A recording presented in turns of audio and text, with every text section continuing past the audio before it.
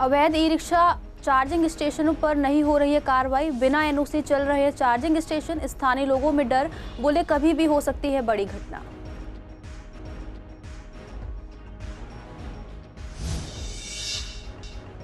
यमुना पार के चारों जिलों में बीजेपी अध्यक्ष का चुनाव। शादरा से दीपक गाबा को मिली जिम्मेदारी। पार्टी और सरकार की योजनाओं को जमीन पर उतारने का वादा। बारिश के बाद राहत के साथ मुसीबत। गिरे हुए पेड़ों से रास्ते जाम, लोगों को हो रही है परेशानी। झिलमिल कॉलोनी और जीटीबी अस्पताल के पास अब भी नहीं हटे पेड़।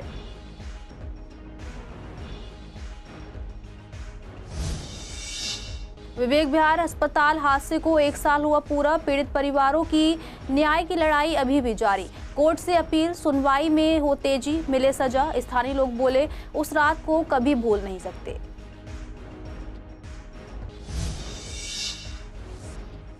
करकटउमा बार एसोसिएशन के सामने नई चुनौतियां। वकीलों के लिए चैम्बर है सबसे बड़ी मांग। कोर्ट की सफाई और पार्किंग पर जल्द होगा काम।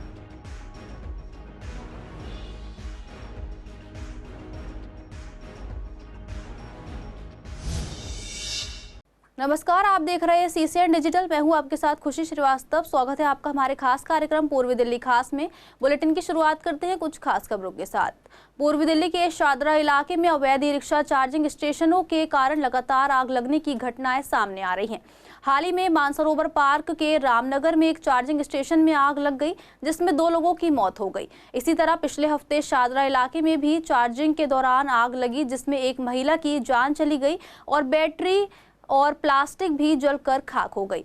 पिछले 1 साल में विवेक विहार, फर्श बाजार, भीकम सिंह कॉलोनी जैसे इलाकों में भी ऐसी घटनाएं हो चुकी हैं। भीकम सिंह कॉलोनी में 6 महीने पहले लगी आग में करीब 19 रिक्शे जल गए थे।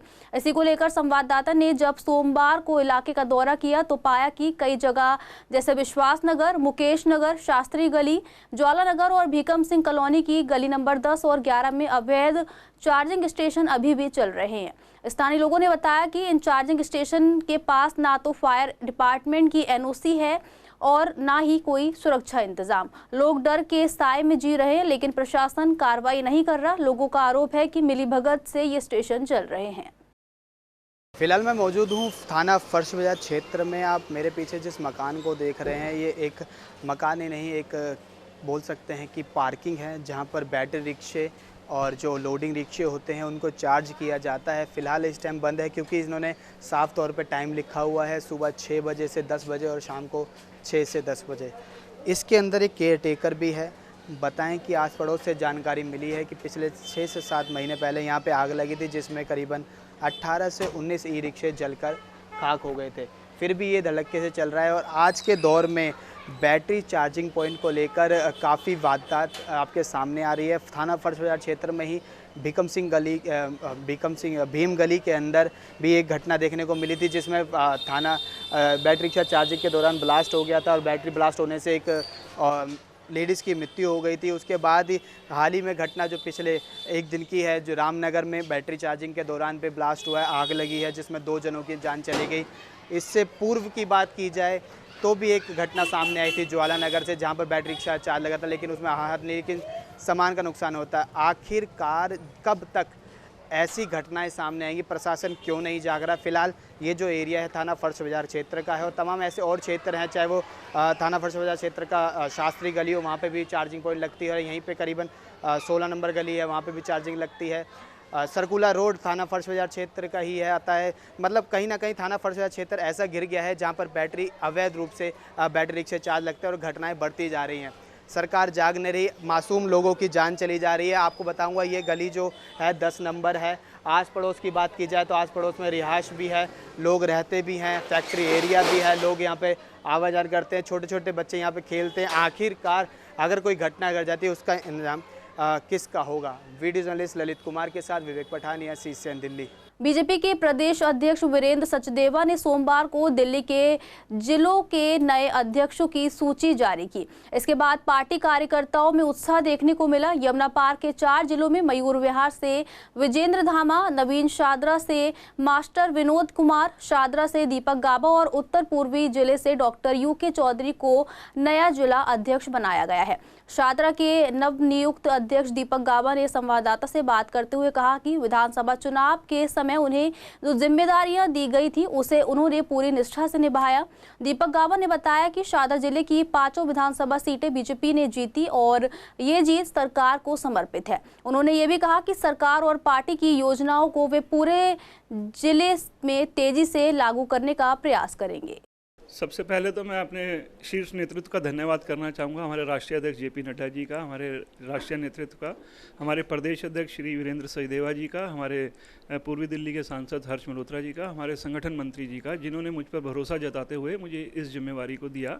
और मैं विश्वास दिलाता हूँ कि पार्टी ने जो जिम्मेवारी मुझको दी है इसमें मैं निश्चित रूप से खरा उतरने की, सभी कार्यकर्ताओं के साथ लेकर चलने की कोशिश करूँगा। और जिस प्रकार से शादरा जिला पहले भी नंबर 1 रहता है पूरी दिल्ली के अंदर बाकी जिलों में से, इस बार भी सभी कार्यकर्ताओं के सहयोग से उनको साथ लेकर शादरा जिला को हमेशा नंबर 1 पर रखने की पूरा प्रयास करूंगा। निश्चित रूप से पहले भी जो सरकार की योजनाएं थी वो जो हमारा संगठन था वो करता रहता था। अब नए जिला अध्यक्ष आए हैं, नए युवा जोश के साथ जो नए आए हैं, नई ऊर्जा के साथ, निश्चित रूप से गति पकड़ेगी और जो सरकार की योजनाएं होंगी उसको जनता तक ले जाने का हम पूरा प्रयास करेंगे। और निश्चित रूप से जो ऊपर से जितनी भी योजना होंगी, चाहे केंद्र सरकार की हों, दिल्ली सरकार की हों, वो चाहे हमारी MCD की हों, ये सभी योजनाएं हम कार्यकर्ताओं के साथ मिलकर उनके सहयोग से जनता तक ले जाने का पूरा प्रयास करेंगे।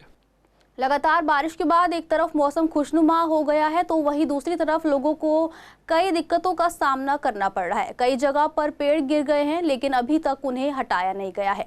इससे सड़कों पर चलने वालों और वाहन चालकों को काफी परेशानी का सामना करना पड़ रहा है। इसी को लेकर स्थानीय लोगों का कहना है कि जब इस तरह पेड़ गिर जाते हैं और समय पर नहीं हटाए जाते जिससे रास्ता जाम हो जाता है, दुर्घटनाओं का खतरा भी बढ़ जाता है। वहीं झिलमिल कॉलोनी के साईं बाबा मंदिर के पास, GTB हॉस्पिटल के सामने और कई बाकी इलाकों में ऐसे पेड़ अभी भी रास्ते में गिरे पड़े हैं जिससे लोगों को परेशानी का सामना करना पड़ रहा है। हाँ जी, देखिए मैं बताना चाहूँगा कि यहाँ पर ये 2-3 दिन हो गए पेड़ गिरे हुए, मगर अभी तक आप देखिए अभी तक कोई भी नहीं इसको हटाने आया। इसकी वजह से काफ़ी आने जाने वाले लोगों को प्रॉब्लम हो रही है। ये देखिए लापरवाही हो सकती है। देखिए जो कार्यक्रम करने वाले कार्यकर्ता हैं यहाँ के लोग, उनको ये देखना चाहिए अगर कहीं पेड़ गिर गया आंधी तूफान से तो उसको शीघ्र हटाना चाहिए ताकि लोगों को तकलीफ ना हो। काफ़ी लोग आते हैं, काफ़ी लोग आते हैं, मंदिर है यहाँ पे, आप देख सकते हैं। यहाँ पे काफ़ी भंडारा भी चलता है, लोग भंडारा खाने आते हैं। आपके चैनल के माध्यम से बताना चाहूँगा मैं कि जो छोटे छोटे कार्यकर्ता होते हैं उनकी लापरवाही की वजह से काफ़ी तकलीफ़ें उठानी पड़ती हैं आम पब्लिक को।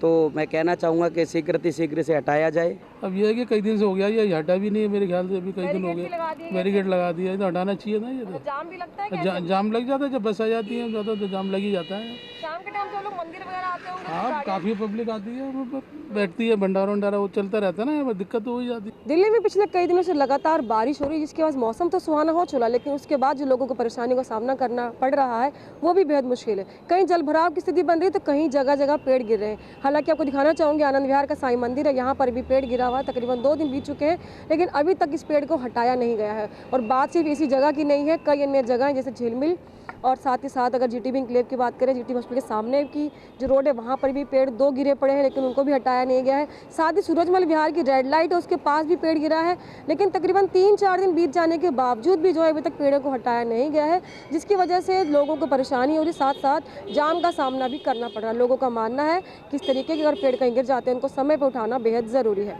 कैमरा पर्सन महेंद्र बोरा के साथ संजय शर्मा, CCN। विवेक विहार में अवैध रूप से संचालित बेबी केयर न्यूबॉर्न अस्पताल में आग लगने से 7 नवजात की मौत को 1 साल हो गया है और नवजात बच्चों के परिजनों की आंखें न्याय के इंतजार में पथरा रही हैं। अपने मासूम बच्चों को खो चुकी माताएं आज भी सिसकियां भर रही हैं। आरोपी अस्पताल संचालक डॉक्टर नवीन खींची और हादसे के वक्त ड्यूटी पर मौजूद डॉक्टर आकाश को गैर इरादतन हत्या और लापरवाही से मौत के मामले में मार्च में दिल्ली हाई कोर्ट से जमानत मिल गई थी। इसी को लेकर संवाददाता विवेक पठानिया से बात करते हुए पीड़ित परिवार के सदस्य मसीहा आलम, अनुज और तारा ने कोर्ट से अपील की है कि मामले की सुनवाई में तेजी लाई जाए और दोषियों को सजा मिले ताकि उन्हें इंसाफ मिल सके। पीड़ित परिवारों का कहना है कि वे कभी नहीं भूल सकते कि हादसा कितना भयानक था। स्थानीय लोगों ने कहा कि वे नवजात बोल नहीं सकते थे और हादसे के वक्त उनके साथ कोई परिजन भी नहीं था। जब वह अस्पताल पहुंचे तो उनके शव देखकर उनकी सांसें थम गई। संवाददाता ने जायजा लेते हुए जाना कि आज वह अस्पताल खंडर हो चुका है, बाहर टीन शेड लगे हैं। यहाँ के स्थानीय लोग आज भी उस घटना को याद कर सहम जाते हैं। आज मैं उसी जगह मौजूद हूँ जिसको पिछले 1 साल पहले यानी 26 मई 2024 ने की घटना को पूरी दिल्ली को हिला के रख दिया था। आपको दिखाना चाहूँगा कि आज भी वह घटना का दृश्य आज एक ब्लू टीन के अंदर बचा है। जी हाँ, आपको बता दें 26 मई 2024 को ये बेबी केयर सेंटर है जहाँ पर एक अग्निकांड सामने आया था और पूरी दिल्ली को हिला के रख दिया था। और आज भी इसका केस जारी है और जो पीड़ित है वो भी आज अदालत के आगे गुहार लगा रहा है कि उनको इंसाफ मिले, लेकिन आज भी उनको इंसाफ नहीं मिल पा रहा है। फ़िलहाल ये जो एरिया है विवेक विहार का लगता है जहाँ पे बेबी केयर सेंटर था।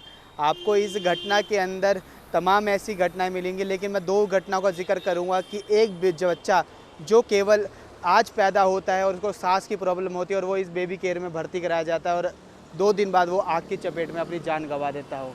और दूसरा परिवार वो जो बुलंदशहर से आकर कहता है कि मैं अपनी राजधानी में इलाज करवाऊंगा, काफ़ी अच्छा इलाज होगा बच्चे का, लेकिन वो अपने बच्चे की जान गंवा देता है। और आज भी वो परिवार जब हमसे बात की उन्होंने एक ही दर्द कहा कि कहा जाता है कि कोर्ट के आगे किसी की नहीं चलती, लेकिन आज भी 1 साल पूरा हो गया क्योंकि आज 26 मई 2025 है और 26 मई 2024 की ये घटना है। हमें न्याय नहीं मिला। इसमें जो पीड़ित है, जो आरोपी हैं, जो इसके मालिक है नवीन, डॉक्टर नवीन और डॉक्टर आकाश जो ड्यूटी पे, उनके खिलाफ केस दर्ज हुआ था और उनको जमानत मिल गई है, लेकिन आज भी जो पीड़ित है उनको न्याय नहीं मिल पा रहा है। तो देखने वाली बात है कि ये घटना और कितने टाइम खींचेगी। वीडियो जर्नलिस्ट ललित कुमार के साथ विवेक पठानी, SCCN दिल्ली। शात्रा बार एसोसिएशन के चुनाव नतीजे घोषित होने के बाद से कड़कड़डूमा कोर्ट में विजेताओं में खुशी और जश्न का माहौल है। इस बार अध्यक्ष पद पर BK सिंह ने जीत दर्ज की, जो पहले भी इस पद पर रह चुके हैं। विजेता नरवीर डबास को सचिव और ज्योति सिंह को कोषाध्यक्ष चुना गया है। चुनाव शनिवार को हुए थे और नतीजे रविवार को घोषित हुए। कुल 5000 में से 4354 वकीलों ने वोट डाले, यानी लगभग 84% मतदान हुआ। चुनाव की निगरानी रिटायर्ड जज तलवंत सिंह ने की। जीत के बाद सभी विजेताओं ने अपनी टीम और सहयोगियों का धन्यवाद किया। इसी को लेकर BK सिंह ने बताया कि उनकी पहली प्राथमिकता वकीलों के लिए नए चैम्बर बनवाना है, क्योंकि कई वकीलों को जगह की समस्या होती है। उन्होंने ये भी कहा कि वे 2019 से 2021 तक भी अध्यक्ष थे और कोरोना काल में पूरी मेहनत से काम किया। सचिव बने नरवीर डबास ने कहा कि कोर्ट में पार्किंग और सफाई की गंभीर समस्याएं हैं, जिन पर तुरंत काम किया जाएगा। वहीं महिला कार्यकारी सदस्य लता भाटी ने बताया कि महिलाओं के लिए कोर्ट में साफ शौचालय और बाकी सुविधाएं बहुत कम हैं, जिन्हें सुधारा जाएगा। साथ ही जो युवा वकील कोर्ट आते हैं उनके लिए भी मदद की जाएगी। इसी तरह जीत के साथ साथ काम की जिम्मेदारी भी गंभीरता से ली जा रही है। पिछली बार प्रेसिडेंट था मैं जब 2019 से 21 तक, उस टाइम में कोरोना पीरियड था। उस टाइम में बहुत ज़्यादा प्रॉब्लम थी, लेकिन हमारी एग्जीक्यूटिव ने एक भी दिन छुट्टी नहीं करी। हम लोग डेली आए हैं। कोरोना टाइम में अपनी जान पे खेल के हम लोगों ने बहुत काम किए लोगों के लिए। जो भी नीडी था, एडवोकेट्स भाई नीडी थे, उनको राशन किट उनके घर में पहुँचाई गई ताकि किसी को कोई दिक्कत ना हो। हर तरफ से हमने अपने मेंबर्स की मदद की थी और मुझे उन मेंबर्स पर पूरा विश्वास था कि मेंबर्स मुझे दोबारा एक मौका और देंगे। नहीं, मैं मेंबर्स के लिए, अपने भाइयों के लिए हमेशा खड़ा रहा हूँ, चाहे दिन हो चाहे रात हो। उन मेंबर्स ने मुझ में भरोसा दिखाया और मुझे पूरा विश्वास था कि जीत मुझे मिलेगी। देखो, हमारे कार्यकर्ता तो पूरी टीम लगी है, पूरी टीम ने मेरे लिए रात दिन एक किया है। और मैं तो अपने कार्यकर्ताओं का, अपने सब वकील भाइयों हैं, जिसने मुझे वोट दिया उसका भी, जिसने नहीं दिया उसका भी मैं बहुत बहुत धन्यवाद करता हूँ कि मुझे इस मौका में पहुँचाया कि मैं दोबारा यहाँ का बार का प्रधान बना। कोई कंपटीशन नहीं था जी। I have secured more than 55% of votes जो टोटल पोल हुई थी। और मार्जिन था 1113 वोट का। और जो पिछले 3 साल का कार्यकाल रहा है, ये उसका नतीजा है कि लोगों ने जवाब दिया पिछले कार्यकाल वालों को।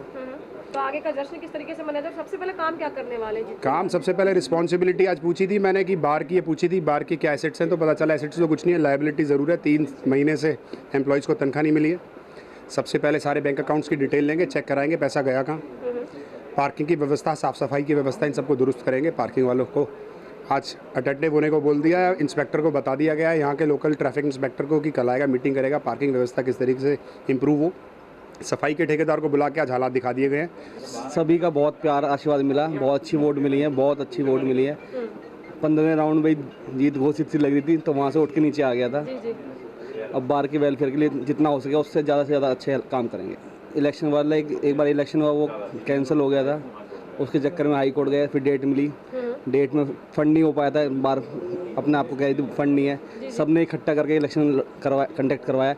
इलेक्शन बहुत अच्छा हुआ है, अच्छे रिजल्ट आए हैं, सब अच्छे जीते हैं सारे के। मुझे ऐसा लगता है कि अभी बार के अंदर जो हमारे यहाँ साफ़ सफाई का एक तो विषय है जो बहुत बड़ा विषय है, दूसरी बात जो बेसिक नीड्स हैं हमारी लाइट, पानी और ये सारी चीज़ें, इसके ऊपर मैं वर्क करने की कोशिश करूँगा। और एडवोकेट के लिए फैसिलिटीज़ जैसे स्टेशनरी शॉप, अच्छी एक कैंटीन, पार्किंग व्यवस्था, ये सारे हमारे इसमें मुद्दे रहेंगे। देखो, महिलाओं के तो सबसे पहली बात तो ये महिलाओं के लिए बैग की, सीट की, कि उन्हें आने जाने में जो है जो असुविधा होती है उसकी दिक्कत को ख़त्म करना होगा। दूसरा जो है यहाँ साफ़ सफाई, शौचालय वगैरह जो हमारी लेडीज़ों के लिए है, बैठने की दिक्कत, ठीक है, उसको हम जो है बार में सुचारू रूप से अच्छे से संभलवाएंगे। बस यही महिलाओं की सुरक्षा और जो है स्वस्थ सुरक्षा और साफ़ सफाई जो हम देखेंगे, बैठने की समस्या, उनके आने जाने की समस्या जो फेस करती हैं वो, उस चीज़ को ऑलमोस्ट सीट की समस्या और लॉकर्स की समस्या, जो बच्चों के पास बैग रखने की जगह नहीं है, जो न्यू यूथ आता है उसके पास बैठने के लिए चैम्बर नहीं है, सीट्स नहीं है, वो कभी कहीं खड़े रह के, चल के, वॉक करके वो करें। आगे की प्लानिंग ये है, कल डिसाइड किया जाएगा, कल सारी एग्जीक्यूटिव कमेटी घूमेगी पूरे और मिठाइयाँ बांटेगी, हम सब मिठाइयाँ बांटेंगे। अभी तो मैं सबसे नीचे मिल रहा हूँ, मैं फिर चैम्बर टू चैम्बर आशीर्वाद खुद लेने आऊँगा। जैसे मैं वोट मांगने आया था वैसे मैं आशीर्वाद लेने आऊँगा, मिठाई लेके आऊँगा और मैं हर एक उससे आशीर्वाद लूँगा। मेरे भाई को इतना प्यार मिला है इस करकरडुमा कोर्ट से, तो कोई टक्कर की बात ही नहीं थी, एक तरफा था। ये भाई वो भाई है जो पद पर रहते हुए भी, ना रहते हुए भी, हर एक के दुख में, सुख में, बिन बुलाए, बिना किसी इनविटेशन के हमेशा खड़ा मिला है। दिल्ली के सरकारी और सहायता प्राप्त स्कूलों में 11वीं क्लास में एडमिशन को लेकर शिक्षा निदेशालय ने दिशा निर्देश जारी किए हैं। सभी आवेदन ऑनलाइन ही किए जाएंगे, जो शिक्षा निदेशालय की वेबसाइट पर जाकर भरे जा सकेंगे।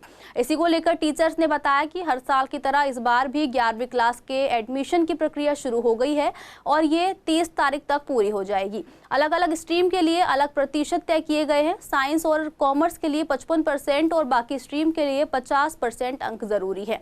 जिन स्कूलों में साइंस या कॉमर्स स्ट्रीम नहीं है उन्हें नजदीकी ऐसे स्कूलों से जोड़ा जाएगा जहां ये स्ट्रीम उपलब्ध है। हाल ही में जो शिक्षा निदेशालय उसने एक परिपत्र जारी किया है डिप्टी डायरेक्टरों को, जोन को, डिस्ट्रिक्ट को, कि 10वीं का जो CBSE का रिजल्ट आया है उसके आधार पर बच्चों को ऑनलाइन फॉर्म भरने का निर्देश दिया गया है कि डिस्ट्रिक्ट DD प्रिंसिपलों को निर्देश देंगे कि एडमिशन इंचार्ज को प्रिंसिपल निर्देश देंगे किस तरीके से जिनकी 10वीं के अंदर परसेंटेज अच्छी बनी है, 55 से अबव है, उनको PCM दी जाएगी और उनकी मनपसंद के हिसाब से उनको सब्जेक्ट मिलेगा।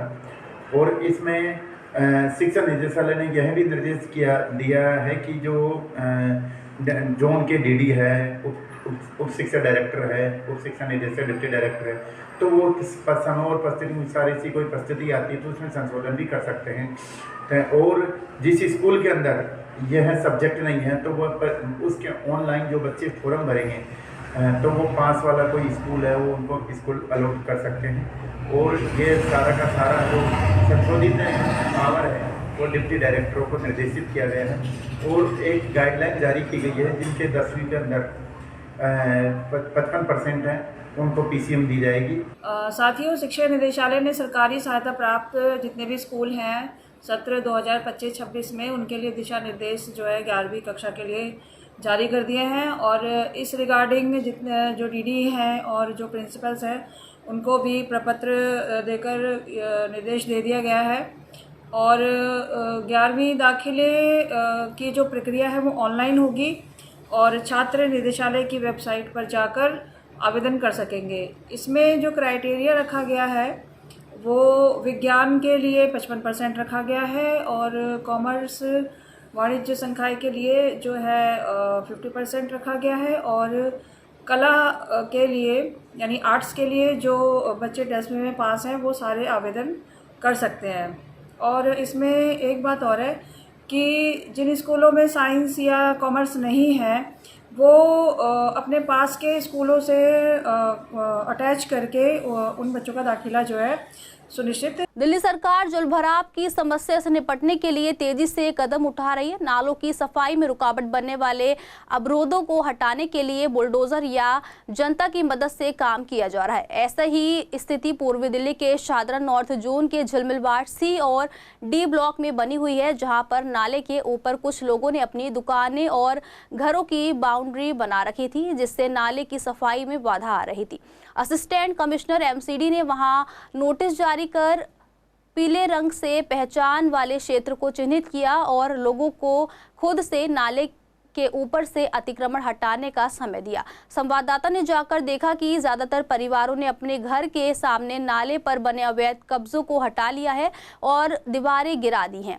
अब वहां केवल मलबा पड़ा है। पार्षद पंकज लूथरा ने कहा कि नाले की सफाई के दौरान किसी भी अवरोध को बख्शा नहीं जाएगा, चाहे वह किसी का घर हो या दुकान, लेकिन लोगों को पहले ही समय दिया गया था कि वे खुद इसे हटाएं। एमसीडी का बुलडोजर भी कार्रवाई के लिए तैयार है।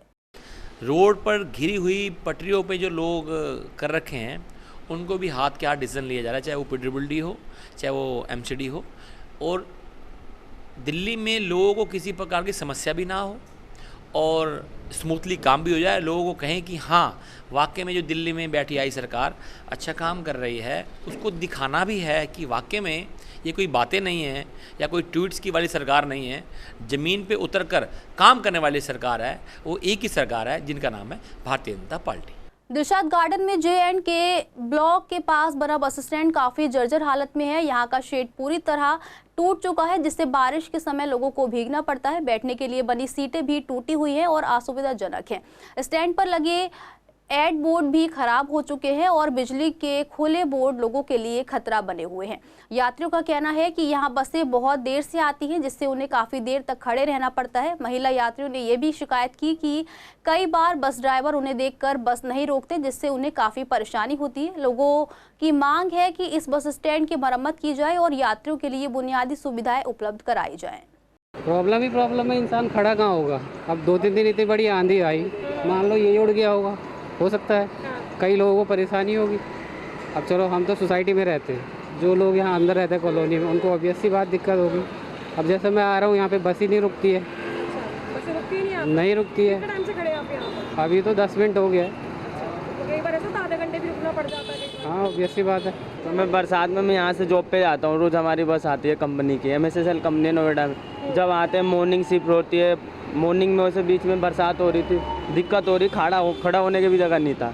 बहुत ठंडी लग रही थी उस टाइम में, ठंडी के टाइम पे जब बरसात हो रही थी। नहीं, जब से मैं जॉब कर रहा हूँ, जब से देख रहा हूँ, कम से कम 1.5 साल से जॉब कर रहा हूँ मैं, 1.5 साल। वो तो और मैं तो इसमें कि आके सो जाते हैं यहाँ पे, और दिक्कत है यहाँ पे। और क्या, रात सुबह दिन रात सब प्रॉब्लम ये है। यहाँ पानी आती है, यहाँ जब खड़े होते हैं स्टैंड पे बस की वेट करते हैं, वर्ग जो भी कस्टमर आते हैं यहाँ पर जो भी है सब भीग जाते हैं। फायदा क्या है, इस बस स्टैंड का तो होना ही नहीं चाहिए। इस वजह तो छाते लेके भारी खड़ा है इंसान। कभी होती है यहाँ पर नहीं होती कुछ भी, जब होती है कुछ नहीं होता।